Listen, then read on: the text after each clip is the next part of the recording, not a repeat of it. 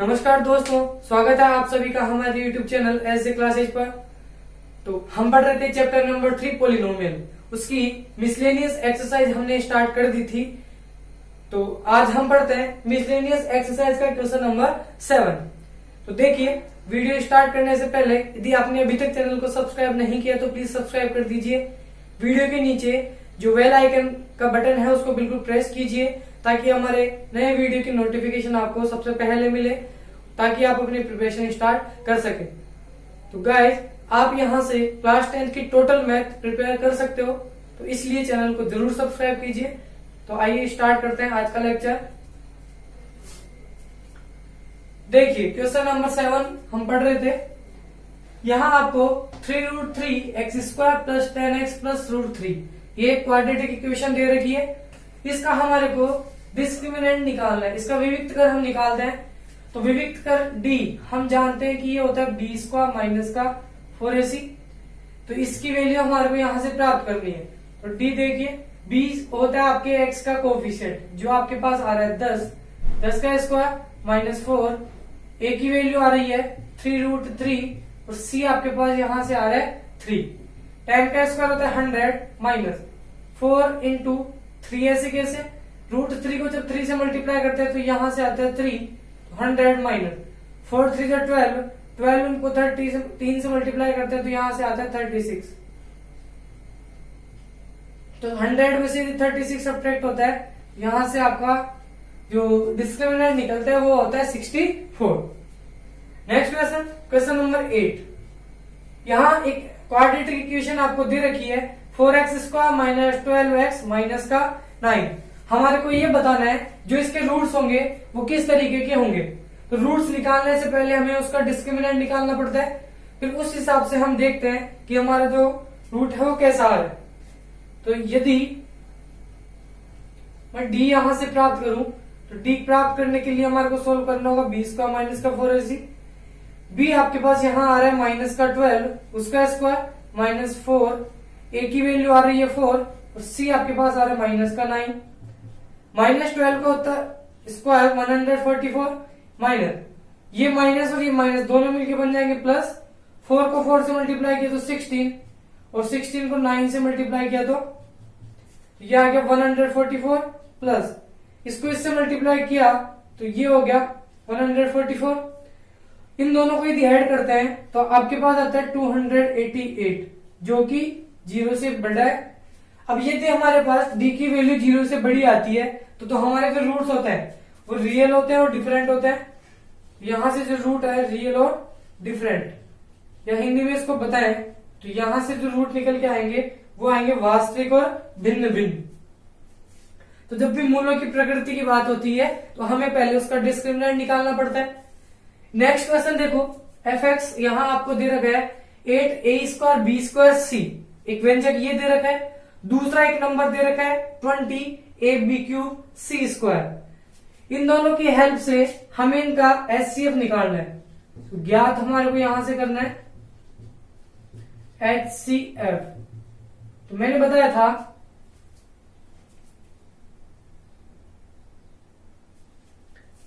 तो HCF क्या होता है, ये मैंने बताया था कि HCF एक ऐसे बड़े से बड़ा नंबर होता है जिसका दिए गए दोनों व्यंजकों में यदि 2 दे रखे हैं तो दोनों में उसका पूरा पूरा डिवाइड हो जाए। या आप पावर्स के रूप में यदि उनको सोल्व करते हो तो पावर हमेशा हमें कॉमन पावर लेनी पड़ती है और कॉमन में भी जो मिनिमम वाली है वो हमारे को लेनी पड़ती है, क्योंकि मिनिमम वाली से ही उसमें पूरा पूरा डिवाइड हो पाएगा। यदि मैक्सिमम ले लेंगे तो उस जो मैक्सिमम जहां से लेते हो उसमें तो उसका डिवाइड हो जाता है, लेकिन जो व्यंजक छोटा रहता है उसमें उसका डिवाइड नहीं होता है। तो इसलिए हमारे को जब HCF निकालना होता है तो हमें बड़ी घात लेनी पड़ती है। तो पहले इस fx के हमें फैक्टर करने होंगे। इस 8 को मैं फैक्टर के रूप में लिखूं तो इसको लिख सकता हूं 2 का cube a² multiply b² multiply c। इसी तरीके से सेकंड व्यंजक जो है उसको लिख सकते हैं हम 20 को लिख सकते हैं 4 multiply by 5 into a multiply b³ multiply c²। देखो 4 को मैं वापस लिख सकता हूँ 2 का स्क्वायर 5 ऐसे कैसे और a multiply b³ multiply c²। अब मुझे यहां से निकालना है इसका HCF। तो एचसीएफ में पहले तो कॉमन चीज देखो कौन कौन सी आ रही है। यहां से तो आ रहा है 2, ये एक इक्वेशन ये है और दूसरी ये है। तो इसमें तो 2 का क्यूब बन रहा है, यहां से 2 का स्क्वायर बन रहा है। क्यूब और स्क्वायर में से हमें मिनिमम वाला लेना है, दोनों में मिनिमम 2 की पावर आ रही है, 2 की पावर 2। फिर यहाँ 5 है लेकिन यहाँ पर नहीं है, तो कांस्टेंट जो नंबर थे उनका काम तो हो गया हमारे पास फिनिश। अब नेक्स्ट जो ये एबीसी आ रहा है, यहाँ भी एबीसी आपके पास मिल रहा है। यहाँ ए का स्क्वायर है, यहाँ ए केवल 1 बार है, तो ए की पावर 1 कॉमन आ जाएगी। बी स्क्वायर और बी क्यूब दोनों में मिनिमम बी स्क्वायर है, तो ये कॉमन आ जाएगा। सी स्क्वायर और सी दोनों में से मिनिमम पावर सी कॉमन आ जाएगी। तो यहां से जो हमारा एचसीएफ बना, 2 का स्क्वायर बन गया 4, ए ऐसे कैसे बी स्क्वायर और सी। यहां से जो हमारा एचसीएफ निकल के आ गया वो आया 4ab स्क्वायर इंटू सी। तो देखिए क्वेश्चन नंबर 10, यहां आपको दो व्यंजक दे रखे हैं, एक एफ एक्स मान लो एक्स स्क्वायर माइनस 1 है, और दूसरा जो व्यंजक है वो दे रखा है x square plus 2x plus के 1। इन दोनों व्यंजकों से हमारे को इनका एलसीएम पता करना है। तो मैंने बताया था कि पहले एलसीएम निकालने से पहले या एचसीएफ निकालने से पहले यदि आपका जो व्यंजक है वो क्वाड्रेटिक फॉर्म में हो, एक क्यूबिक फॉर्म में हो, तो पहले आपको उसके फैक्टर करने, उसके बाद ही हम पता कर पाते हैं कि उनका एलसीएम कितना होगा। तो देखिए पहले एफ एक्स की बात करूं तो एफ एक्स आपको दे रखा है एक्स स्क्वायर माइनस के 1। इस 1 को हम लिख सकते हैं 1 का स्क्वायर। तो यहाँ आपके पास आइडेंटिटी बन रही है ए स्क्वायर माइनस का बी स्क्वायर। तो ये एक बार प्लस में ओपन हो जाता है और एक बार माइनस में। तो एक बार एक्स प्लस का 1 और एक बार बन गया एक्स माइनस के 1। ये हो गई इक्वेशन नंबर फर्स्ट। इसी तरीके से यदि मैं सेकंड फंक्शन जीएक्स की बात करूं, यहाँ आपको एक क्वाड्रेटिक फॉर्म दे रखी है x square plus 2x plus के 1। तो आपको इसके इस तरीके से टुकड़े करने हैं, जिनको दो नंबर ले जिनको मल्टीप्लाई करे तो 1 आ जाए, ऐड और सब्ट्रैक्ट करे तो 2 आ जाए। तो इसके फैक्टर होंगे x square plus 1 into x plus 1 into x plus का 1 को 1 से मल्टीप्लाई करते हैं तो 1 आ जाता है, 1 और 1 को ऐड करते हैं तो 2 भी आ जाता है। एक पेयर इन दोनों का बना लो, एक इन दोनों का, तो यहां से आपके पास कॉमन आ जाता है एक्स। तो ये बन गया एक्स प्लस के 1। यहां से दोनों में से कोई फैक्टर कॉमन नहीं आ रहा तो 1 लोगे, तो यहां से एक्स प्लस का 1। दोनों में एक्स प्लस 1 कॉमन आ रहा है और यहां से भी फैक्टर बन रहा है एक्स प्लस के 1। अब आप इन दोनों को एक साथ मर्ज करके लिखो तो x प्लस 1 ही 2 बार मल्टीप्लाई हो रहा है, तो इसको एक साथ ऐसे भी लिख सकते हो x प्लस 1 का होल स्क्वायर। इसको बोल सकते हो इक्वेशन नंबर 2। यहां से हमारे को इन दोनों का एलसीएम निकालना है। तो एलसीएम के लिए मैंने बताया था कि हर एक नंबर की आपको मैक्सिमम पावर लेनी पड़ती है, क्योंकि एलसीएम वह छोटे से छोटा नंबर होता है जिसमें दिए गए व्यंजकों का पूरा पूरा भाग चला जाए। तो इसलिए हमारे को यहाँ फैक्टर देखना है, पहले आ रहा है इक्वेशन नंबर फर्स्ट और दूसरा इक्वेशन नंबर सेकंड। तो यहाँ पर एक फैक्टर बन रहा है एक्स प्लस के 1 और यहाँ भी एक फैक्टर आ रहा है एक्स प्लस के 1। दोनों में जो मैक्सिमम पावर एक्स प्लस 1 की है वो 2 है, तो यहां से एक्स प्लस 1 का स्क्वायर एलसीएम आ जाएगा। इसके अलावा एक और फैक्टर बन रहा है यहाँ पर एक्स माइनस के 1, तो इसको आप ऐसे लिख सकते हो, क्योंकि इसके अलावा और कोई यहाँ पर फैक्टर नहीं है। तो इसको लिखोगे एक्स प्लस 1 का होल स्क्वायर और एक्स माइनस के 1, तो ये इसका एलसीएम हो गया। इसी तरीके से क्वेश्चन नंबर 11, यहाँ आपको दो व्यंजक दे रखे हैं, एक दे रखा है 6x स्क्वायर y4 और सेकंड दे रखा है 10x y स्क्वायर। तो 10x y स्क्वायर और 6x स्क्वायर y4, इन दोनों व्यंजकों का आपको एलसीएम बता रखा है कि 30x स्क्वायर y4 आपको इसका एलसीएम यदि दे रखा हो तो इन तीनों की हेल्प से आपको निकालना है एचसीएफ। तो हम जानते हैं कि इन तीनों के मध्य जो रिलेशन होता है वो ये होता है कि दोनों व्यंजकों का गुणनफल मतलब एफ एक्स मल्टीप्लाई जी एक्स वो उन दोनों के एलसीएम और एचसीएफ दोनों के प्रोडक्ट के बराबर होता है। तो एफ एक्स और जी एक्स ये दोनों व्यंजक हैं जो प्रश्न में दिए हुए हैं, वो आपको दे रखे हैं 6x स्क्वायर y4, जी एक्स आपको दे रखा है 10x y स्क्वायर, एलसीएम भी आपको यहां से पता है 30x स्क्वायर y4 और एचसीएफ यहां से आपको प्राप्त करना है। तो देखो एचसीएफ के साथ जो नंबर आ रहा है वो वहां से हटना चाहिए, तभी हम इसका एचसीएफ प्राप्त कर सकते हैं। तो यहां से देखिए 6 X square Y four multiply 10xy² upon में ये जो 30x स्क्वायर वाई फोर जो था वो उससे मल्टीप्लाई हो रहा था, तो उसको हमने डिवाइड में भेज दिया। अब देखो यहां भी y की पावर 4 नीचे आ रही है, ऊपर भी y की पावर 4 है, तो y की पावर 4 से y की पावर 4 कैंसिल हो गई, एक्स स्क्वायर से एक्स स्क्वायर आप कैंसिल कर सकते हो। तो यहाँ अब कांस्टेंट की बात करें तो 6 1 जा 6 और 6 5 जा 30, तो ऊपर आपके पास केवल बच रहा है, अभी तक और कैंसिल हो रहा है तो कैंसिल कर दो, 5 1 जा 5 तो 5 2 जा 10, ऊपर आपके पास एक तो आ रहा है ये 2, फिर इसके बाद आ रहा है x, फिर आ रहा है ऊपर वाई स्क्वायर, इसके अलावा नीचे आपके पास केवल 1 आ रहा है और 1 का डिनोमिनेटर में कोई फर्क नहीं होता है, तो इसका जो HCF निकल के आ गया वो आपके पास निकल के आया है 2xy का स्क्वायर। तो इसी तरीके से आपको HCF और LCM वाले प्रश्नों को हल करना है। तो देखिए अब हम सॉल्व करवाते हैं क्वेश्चन नंबर 14। तो इससे पहले वाले दो क्वेश्चन जो थे, एक तो है 12 और एक है 13, तो इसमें आपको ये बताना है, तो 12 वाला जो प्रश्न है उसमें आपको ये बताना है कि एक quadratic equation ax² plus bx plus c ये यदि आपको दे रखा है तो इसकी हेल्प से आप श्रीधराचार्य फॉर्मूला से जनरेट कर सकते हो।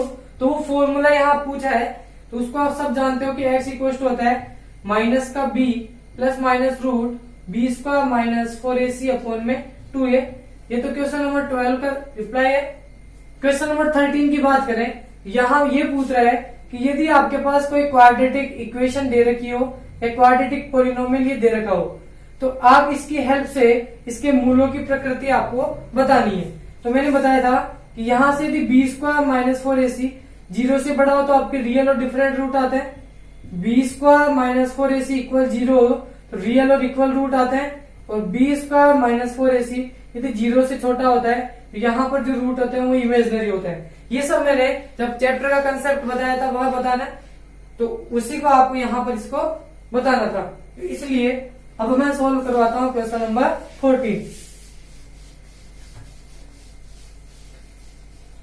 तो देखिए क्वेश्चन नंबर जो 14 है उसमें ये एक बहुपद आपको दे रखा है 2x² माइनस का 8x प्लस का 6। इस बहुपद के लिए आपको एक तो शून्य निकालना है, इसके अलावा इसके शून्य को और गुणांकों के बीच जो संबंध है उससे इसकी सत्यता की जांच भी आपको करनी है। तो पहले मैं इसके शून्य ज्ञात करता हूं, फिर इनके योग और गुणनफल के बीच में जो रिलेशन आपको बताया था उसकी हेल्प से इसकी हम जांच करेंगे। देखिए पहले मैं इसकी गुणनफल करूं तो देखो शून्य को के लिए यदि किसी भी प्रश्न में आपको शून्य निकालना हो तो शून्य की एक ऐसी संख्या होती है या कोई भी चर का ऐसा मान होता है जो उस बहुपद को 0 बना देता है। तो यदि मुझे इस बहुपद के शून्य निकालना है तो शून्य को के लिए ये जो px है आपके पास इसको आपको 0 के बराबर करना होगा, क्योंकि x का कोई तो ऐसा मान होगा जो इसमें पुट होके इसको क्या बनाएगा 0 बनाएगा।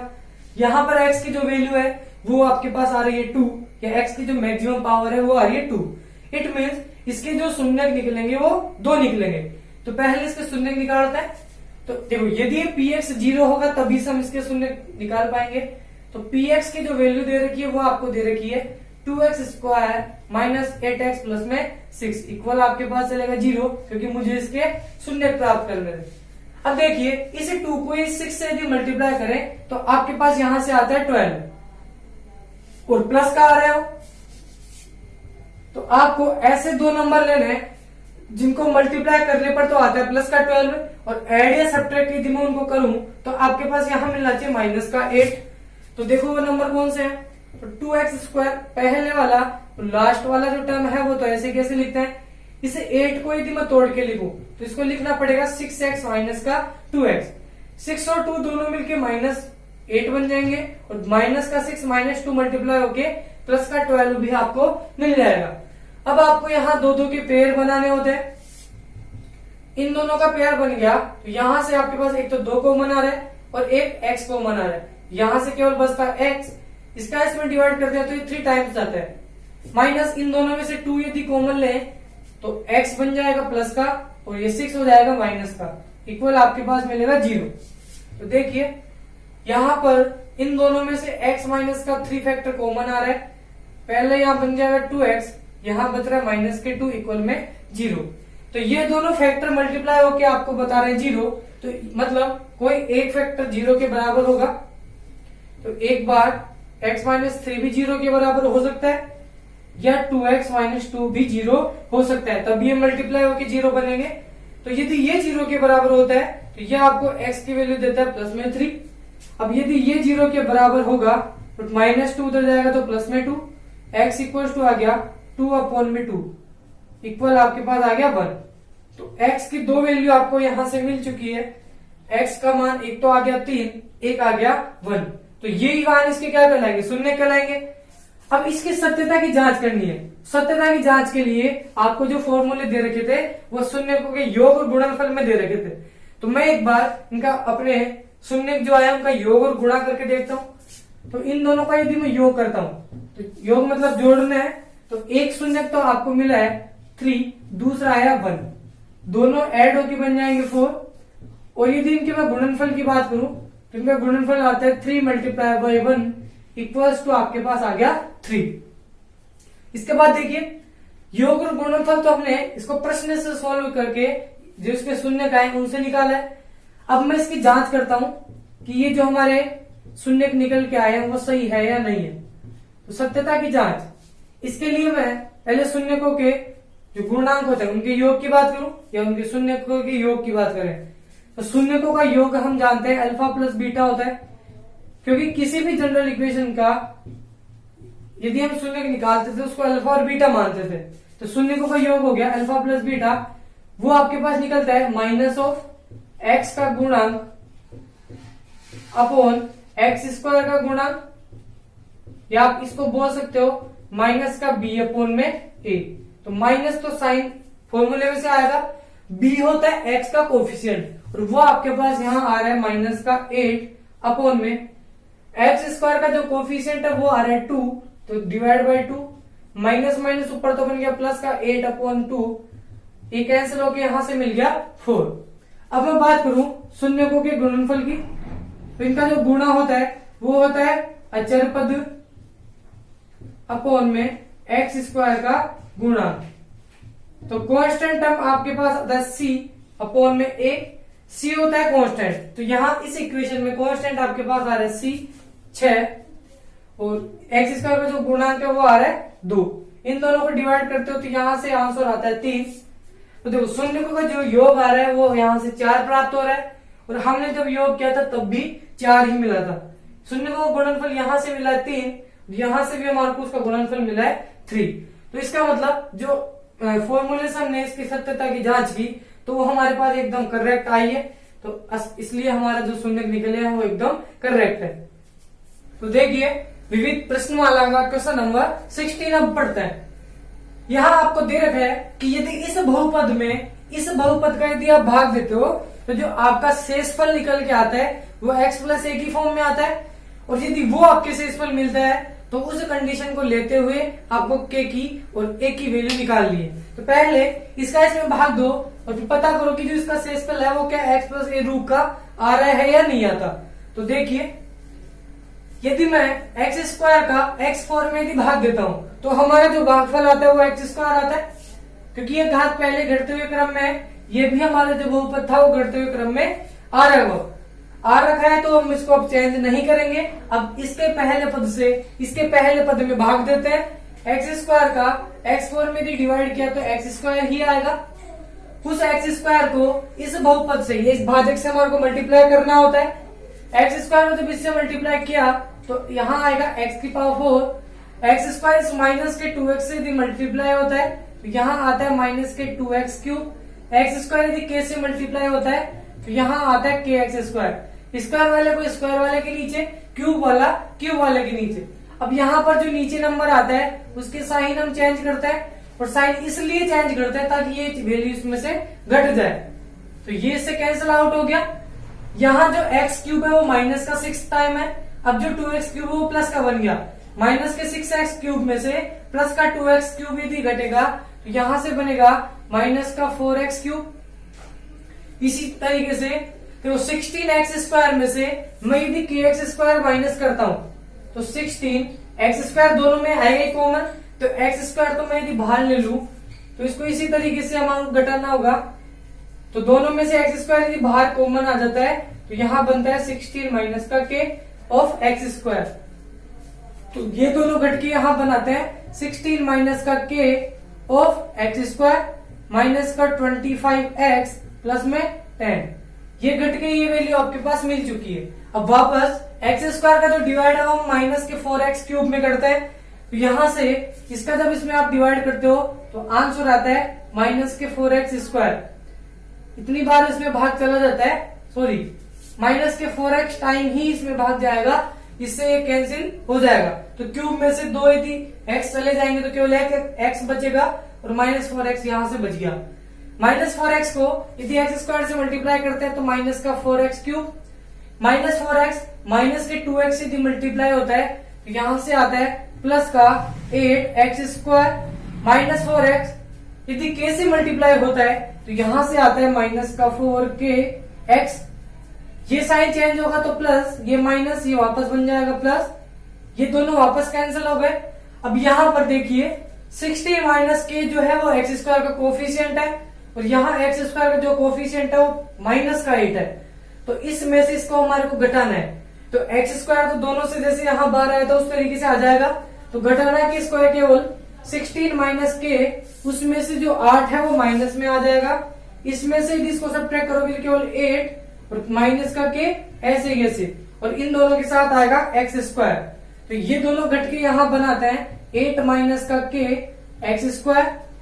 अब देखो यहाँ पर तो 25x माइनस का है और 4kx प्लस का है, तो यहां से बनता है माइनस का, इन दोनों को यदि ऐड करें तो यहां बनेगा माइनस का 25 तो अंदर चला गया प्लस 4k यहां से आ गया और इसका कॉमन जो पार्ट है वो आ गया x प्लस में 10 आपके यहां ऐसे की ऐसे चल रहा है। इसके अलावा देखिए अब वापस इसमें जो कोफिशिएंट है एक्स स्क्वायर आ रहा है, यहाँ भी चर की घात 2 आ रही है, तो इसमें इसका अभी तक पूरा पूरा भाग चला जाएगा। एक्स स्क्वायर का यदि इसमें भाग देते हैं तो आपका जो भाग है वो 8 माइनस के बाहर जाता है, तो 8 माइनस का के यहां से ऐसे के से आ जाएगा। इसका यदि इसमें भाग देते हैं तो 8 माइनस के बार भाग जाएगा। इस 8 माइनस के को इससे यदि मैं मल्टीप्लाई करता हूं तो पहली जो स्टेप है वो तो ऐसे के से आएगी प्लस 8 माइनस के जो है माइनस के 2 से यदि मल्टीप्लाई होता है तो यहां से बनता है माइनस का 2 ऑफ 8 माइनस का के, और इसके साथ चल रहा है हमारे पास x प्लस माइनस का 8 माइनस के मल्टीप्लाई होगा के से, तो ये के से यदि 8 माइनस के मल्टीप्लाई होता है तो ये आ गया के ऑफ 8 माइनस के, ये बन गया माइनस, ये प्लस, ये भी बन गया माइनस, ये दोनों कैंसिल आउट हो गए। यहाँ जो नंबर आ रहा है वो आ रहा है माइनस का 25 प्लस 4k, इसमें से आपको ये चीज प्लस करनी है 2 ऑफ 8 माइनस का k और x दोनों का कोफिशिएंट आ ही रहा है, कैसे ऐड करेंगे तो इसको करेंगे माइनस का 25 प्लस में 4k, इसको ऐसे लिख दिया। अब इसमें ये चीज माइनस नहीं करनी क्योंकि नीचे प्लस आ गया, इसको प्लस करना है तो प्लस में 2 ब्रैकेट 8 माइनस का k और इस पूरे ब्रैकेट से बाहर कॉमन आ जाएगा आपके x।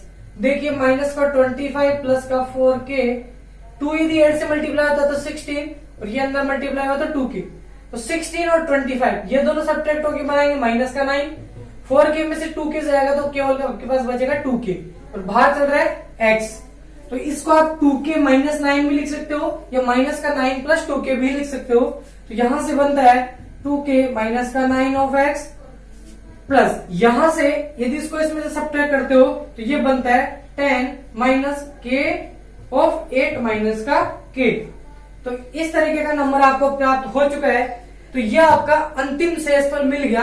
अब इसका इसमें भाग नहीं जाएगा क्योंकि यहाँ पर x की पावर 2 आ रही है, यहाँ x की पावर उससे कम आ रही है, तो हम भाग वहां खत्म कर देते हैं जहां पर जो शेषफल है वो आपका इस भाजक से छोटा आ जाए। जब शेषफल में जो चर की घात है वो भाजक से छोटी आती है तो हमारा भाग वहां पर कंप्लीट हो जाता है, उसके बाद हम भाग नहीं देते। अब जो देखिए यदि मैंने इस बहुपद के इसमें भाग दिया तो हमारे पास जो शेषफल निकल के आ गया वो आ रहा है 2k minus 9 of x plus 10 minus का k ब्रैकेट 8 माइनस का k। अब क्वेश्चन में हमारे को बता रखा था कि जो शेषफल आपके पास आया है वो x प्लस ए की फॉर्म में आना चाहिए। तो इसका मतलब ये जो शेषफल है ये x प्लस ए फॉर्म में है, तो ये वाली जो वैल्यू है वो तो a को डिनोट करेगी और ये आ रही है पूरी x। तो देखो कैसे इसको सॉल्व करते हैं। तो देखो अतः प्रश्नानुसार जो शेषफल हमारे पास आया है वो तो आपके पास निकल के आ गया x प्लस का a, जैसा प्रश्न बता रखा है। और हमारे पास जो शेषफल आया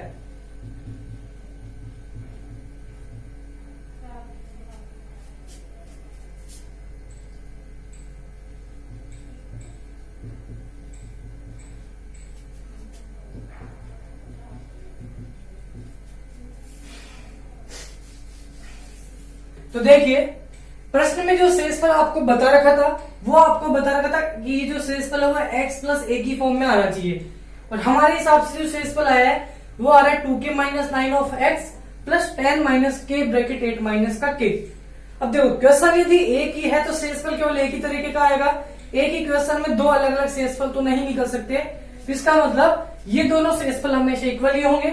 तो देखो यदि यहाँ x की बात करें तो ये शेषफल आ रहा है x प्लस का है, यहाँ पर ये है, तो यहाँ x का जो कोफिशिएंट है वो तो आ रहा है 2k माइनस का 9, यहाँ x का कोफिशिएंट आ रहा है 1। दोनों का यदि इक्वल करे तो उनके कोफिशिएंट भी इक्वल होने चाहिए। तो यहां आप लिखोगे तो अतः तुलना करने पर तो यदि हम इन दोनों की कंपेयर यदि करें तो x का कंपेयर हुआ तो x से x तो ये रहा। अब इनके गुणांकों की तुलना होगी तो इसका जो गुणांक है वो तो आ रहा है 2k माइनस का 9 और इधर से जो x का कोफिशिएंट आ रहा है वो आ रहा है 1। तो इनके कोफिशिएंट यदि बराबर होंगे, गुणांक यदि बराबर होंगे, तब ये दोनों इक्वेशन आपके पास बराबर हो पाएगी। इसी तरीके से जो 10 माइनस का k ब्रैकेट 8 माइनस का k जो है ये आपके इक्वल आना चाहिए a के, क्योंकि देखो यहां तक की वैल्यू x बन रही है प्लस ये जो शेष पार्ट बच गया वो a को दर्शा रहा है। तो a की जो वैल्यू वो तो ये आ गई। यदि हम कंपेयर करें तो यहां से देखिए 2k 9 यदि उधर भेज देते हैं तो 1 प्लस 9, तो 2k इक्वल्स टू बन गया 10, k इक्वल्स टू बन गया 10/2 इक्वल्स टू 5। तो k की वैल्यू तो हमारे को यहां से प्राप्त हो चुकी है, वो आ रही है प्लस के 5। अब इसी k को हम यदि यहाँ पुट कर दे तो यहां से वैल्यू निकल के आएगी a की, तो क्या आएगी ये 5 ब्रैकेट 8 माइनस का 5 इक्वल्स टू a चल रहा है, 10 माइनस का 5 8 माइनस 5 ये बन रहा है 3 इक्वल्स टू a।